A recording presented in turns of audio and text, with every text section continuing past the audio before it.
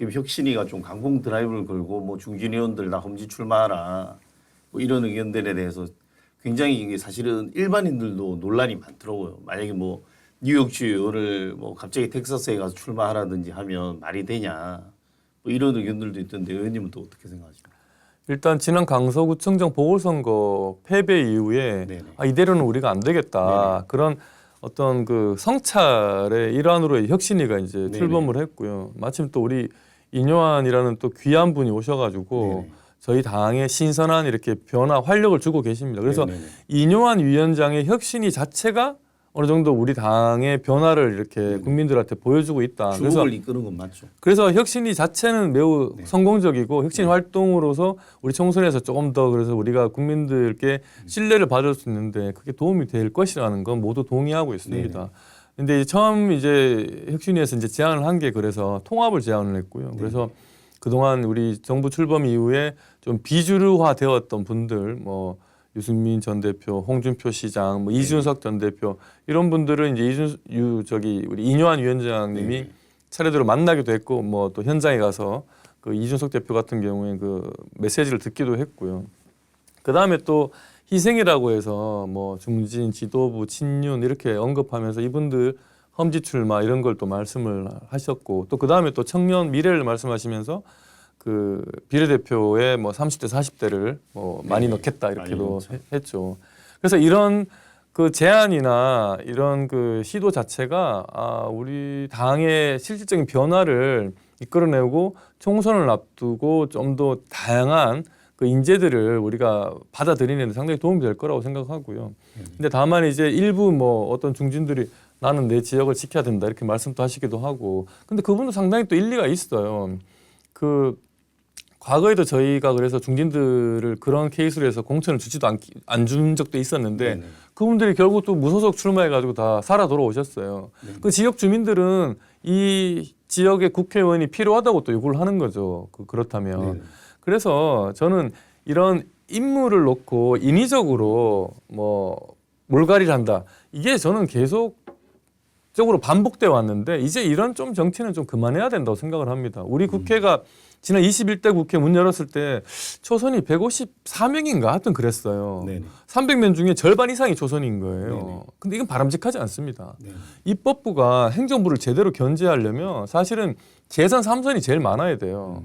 어느 정도 이렇게 항아리형 구조가 돼야 되는 건데 네네. 완전히 이 피라미드형 구조인 거죠. 네네. 제일 나쁜 건 물론 역피라미드입니다만 지금은 역피라미드. 지금은 피라미드인 거죠. 초선이 150명이 넘는다니까요. 과반이 넘는다니까요. 그러니까 매번 국회가 열릴 때마다 물론 비례대표가 다 초선이라서 그런 것도 있지만 네네. 우리가 너무 많이 이렇게 자주 물갈이를 하는 거예요. 그러면 사실 국회의원 4년 동안 이 사람이 국회의원으로서 그 이제 사실 어느 정도 이제 공부하는 기간이기도 하거든요. 네네. 그러면 이제 국회의원들이 행정부를 제대로 견제하려면 국회의원들이 좀 경험이 있어야 되는 거예요. 사실은 밖에서 뭐 고관 대작을 하고 뭐 기업의 CEO를 하고 뭐 이렇게 이런 분들이 들어온다 치더라도 국회의원 초선이 되면요 사실 또 처음부터 배워야 되는 거예요. 그렇죠.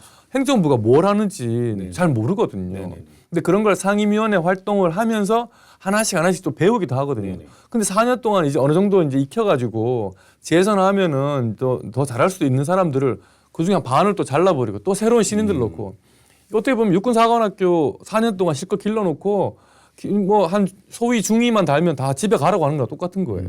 이분들이 다 장성이 되도록 해야 되고 최소한 뭐 중령 대령까지는 가게 해야 되는 건데 그래서 저는 이렇게 물갈이라는 그 미명하에 자꾸 이렇게 초선만 양상하는 이런 구조는 그렇게 입법부의 원활한 활동을 위해서 행정부를 제대로 견제하고 감시하기 위해서는 바람직하지 않는 것 같고 네네.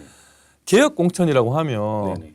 개혁 공천이라고 해서 칼을 휘두른 사람 입장에서는 개혁이라고 말할 수 있겠지만 당하는 사람 입장에서는 막장 공천이 될 수도 있습니다. 그래서 늘 그런 개혁 공천이라고 해서 인위적인 자의적인 공천 때문에 늘 당이 시끄럽고 그것 때문에 사실 저희 당 같은 경우에는 21대 지난 국회의원 선거라든가 그 전 20대 국회의원 선거가 우리 당 내 공천 불협화음 때문에 사실 선거에서 저는 졌다고 생각을 합니다. 그래서 어느 정도 좀 기준을 만들어서 네네. 그러니까 공천 제도를 개혁하는 게 더 급하다. 네네. 그래서 현역들에 대한 엄정한 평가, 네. 그를 통한 가점 제도와 감점 제도를 같이 활용해야 되는 거죠. 네네. 신인이나 무슨 사회적 약자에게는 가점을 주고 네네. 현역들에 대해서는 상대적으로 평가해가지고 상대적으로 좀 하위권에 있는 현역들은 또 감점을 네. 줘서 네네. 그런 식으로 해서 공천의 제도를 만들고 네네. 이 제도에 따라서 공천이 이루어져야 그걸 받아들일 수가 수용이 네. 가능할 테죠. 그래서 좀 안정적으로 공천을 할 수 있는 그런 네. 틀을 만드는 게 사실 더 급합니다. 네. 그래서 과거부터 뭐 물밑 공천 뭐 항상 뭐 지금도 뭐 인유한 혁신위원이 혁신위원을 하지만 공천권을 가지고 있는 게 아니라 그냥 사실은 이 혁신 그냥 뭐 목소리만 내는데 그치는 게 아니냐. 앞으로 이제 혁신위 활동이 끝나면 네네. 뭐 이제 선대위도 있을 거고 나중에 공천관리위원회 구성될 네네. 텐데요. 혁신위가 제안해 놓은 것들이 만약에 공연불에 그치고 전혀 네. 이렇게 구체화되지 않는다, 반영되지 네. 않는다 그러면 오히려 우리 청선에 혁신위가 없었던 것보다 더 안 좋은 영향을 미칠 것 같습니다. 혁신위는 잔뜩 이렇게 뭔가 제시를 했는데 네. 이게 우리 당에서 수용이 안 된다. 네. 그게 그럴 경우에 우리가 총선에 더 안 좋은 그 결과가 나올 수도 있기 때문에 저는 국민들 우리 당이 또- 그걸 결국 네네. 혁신위의 안들을 네. 대거 수용할 수밖에 없을 거라고 생각합니다. 앞으로.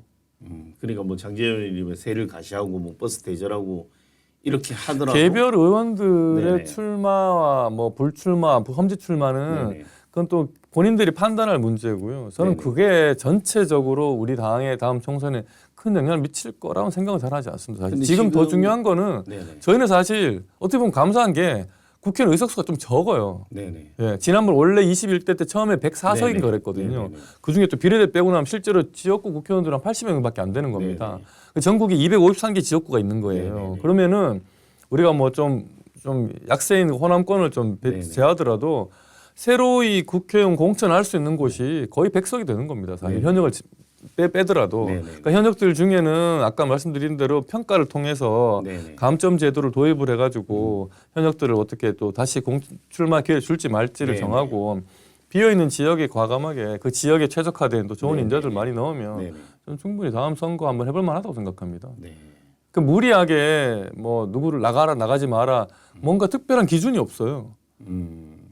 중진 지도부가 지금 뭐 마른 삼선 이상은 나오지 마라.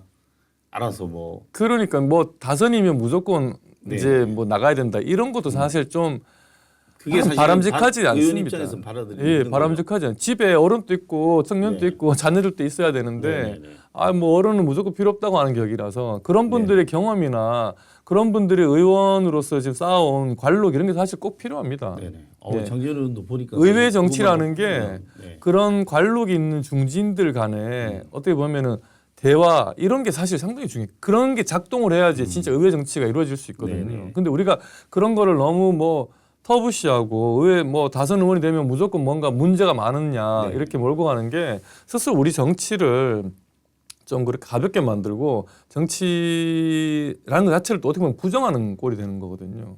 그래서 좀 입법부와 의회가 제대로 기능할 수 있도록 좀 제도로서 공천을 하고 네. 또 여야 간에 그렇게 되면은 여야 간의 대화가 또 가능해요. 네네.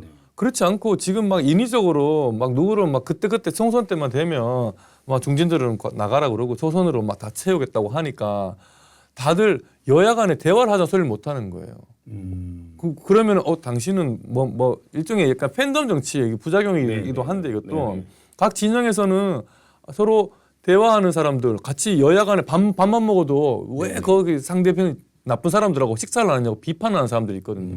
그러니까 그런 협치가 안 분들한테 되는 거네요. 협치가 안 되는 거죠. 네네. 네, 맞습니다. 근데 그렇게 각 당과 국회가 의원 개개인이 자율성과 다율성을 부여해줘야 네네. 제대로 의회 정치가 가능한 거거든요. 지금은 공천이라는 것을 무기로 그 의원 개개인의 자율성 그리고 의원들 구성원들 전체의 다양성이 확보가 안 되는 겁니다. 네네. 민주당 또 친명일색, 만약에 우리 당 네. 또 친윤일색이라고 그러면 그건 안 되는 거죠. 근데 지금도 사실은 뭐 김기현 의원조차도 당 대표인데도 불구하고 결단을 내려야 된다. 혁신위원장은 그렇게 압박을 하고 있던데. 그것도 이제 네. 사실 여당 집권당의 당 대표가 매우 어려운 자리입니다. 네네. 야당 대표는 지금 이재명 대표 같은 경우 야당 네. 대표는 일단 대통령과 정부를 상대로 비판하고 반대의 목소리를 크게 네. 내면서 자신의 네. 정치적인 위상을 높일 수가 있거든요. 네네네. 그래서 야당 대표는 어떻게 보면은 대통령 후보가 되는 어떻게 보면 그 교도보가 될 수 있는 네네. 그런 자리인데 정치적으로는 네네. 여당 대표인 경우에는 대부분 보면 이 집권 여당이라는 건 모든 일에 책임을 져야 되는 네네네. 존재이거든요. 야당은 비판만 네. 하면 되지만 정부 여당은 책임을 져야 되죠. 그래서 여당이 뭔가 잘 안 될 경우에 네네. 거기에 대한 책임을 누가 지냐 당대표가 지게 됩니다. 보통. 네네. 그래서 여당 대표 지난번에 문재인 대통령 때도 생각해 보면 민주당에 네. 처음에 추미애 대표, 네네. 그 다음에 이낙연 대표, 네네. 그 다음에 송영길 대표 네네. 다 끝이 안 좋아요. 네. 그 여당 대표 저희 과거에 저희가 정권을 잡았을 때도 마찬가지였어요. 네. 그래서 여당 대표는 원래 힘든 자리고 네네. 여당 대표를 마치고 또 본인의 정치적인 활로를 잘 개척하는 게 참 어려운 일이거든요. 실제로 당 대표가 다른 지역에 나와서 잘 된 케이스가 있나요? 당 대표뿐만 아니라 뭐 험지 출마라고 하는데 네네. 그런 식으로 해서 잘 된 케이스가 극히 드뭅니다. 이제 잘 됐다기보다는 하여튼 정세균 전 의장님 같은 경우에 네네. 전북에 있다가 네네. 이제 종로로 와서 네네. 이제 기사회생을 하신 케이스죠. 네네. 이제 그런 케이스 종로도 민주당세가 강한 곳이죠. 인천, 계양 이런 것처럼.